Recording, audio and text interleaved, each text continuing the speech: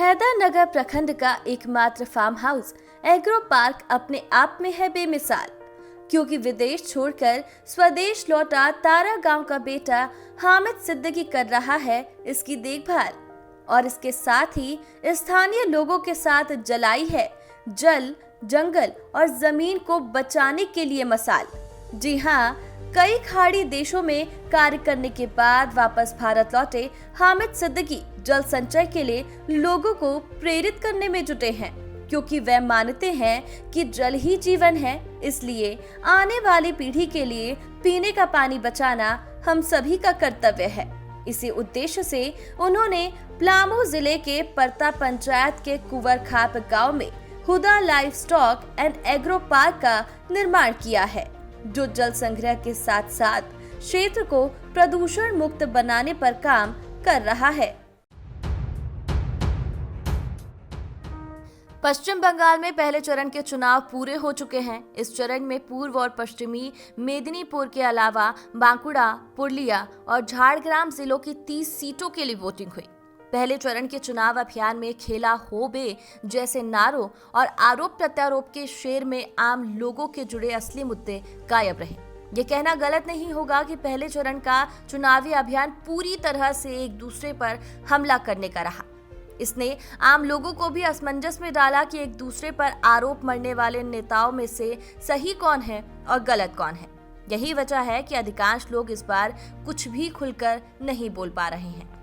पहले चरण के चुनाव प्रचार से पहले ही ममता बनर्जी ने खेला होबे यानी खेल होगा का नारा दिया था, जिस पर प्रधानमंत्री मोदी ने कहा कि खेला होबे किंतु विकास का खेला होबे, क्योंकि ममता बनर्जी सरकार की उल्टी गिनती शुरू हो गई है।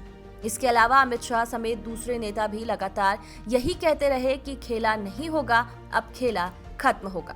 वहीं इस बीच ममता बनर्जी ने कहा कि प्रधानमंत्री की कुर्सी के प्रति मेरे मन में सम्मान है, लेकिन मैंने प्रधानमंत्री मोदी से बड़ा झूठ बोलने वाला कभी नहीं देखा। पहले दौर में जिन सीटों पर मतदान होना है उनमें जंगल महल के नाम से कुख्यात रहे इलाके की 23 सीटें हैं। बाकी 7 सीटें पूर्व मेदिनीपुर के हैं, जबकि इसी इलाके की बाकी सीटों पर मतदान दूसरे चरण में 1 अप्रैल को होगा। इनमें नंदीग्राम की हाई प्रोफाइल सीट भी शामिल है, जहां ममता बनर्जी का मुकाबला कभी अपने सबसे करीबी रहे शुभेंदु अधिकारी से है। शुभेंदु और ममता की इस टक्कर पर पूरे देश की नजर है। फिलहाल पहले चरण की बात करें तो पहले चरण की 30 सीटों के लिए कुल 191 उम्मीदवार मैदान में उतरे। इनमें 21 महिलाएं भी शामिल रहीं। इन उम्मीदवारों में से 1/4 के खिलाफ आपराधिक मामले दर्ज हैं, तो वहीं 19 उम्मीदवार की संपत्ति करोड़ों में है। आंकड़ों के लिहाज से अगर देखें तो साल 2016 में टीएमसी ने इन 30 सीटों में से 27 सीटें जीती थी। तब कांग्रेस को 2 और आरएसपी को 1 सीट मिली थी। इस बार ये देखना दिलचस्प होगा कि कौन कितनी सीटें पाता है, क्योंकि इस बार यहाँ के समीकरण बदले हुए नजर आ रहे हैं।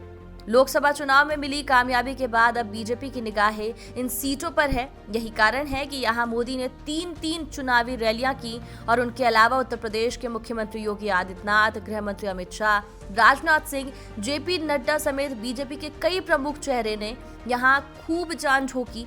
इसके अलावा आखिरी दिन अभिनेता मिथुन चक्रवर्ती ने भी यहाँ रैलियां की।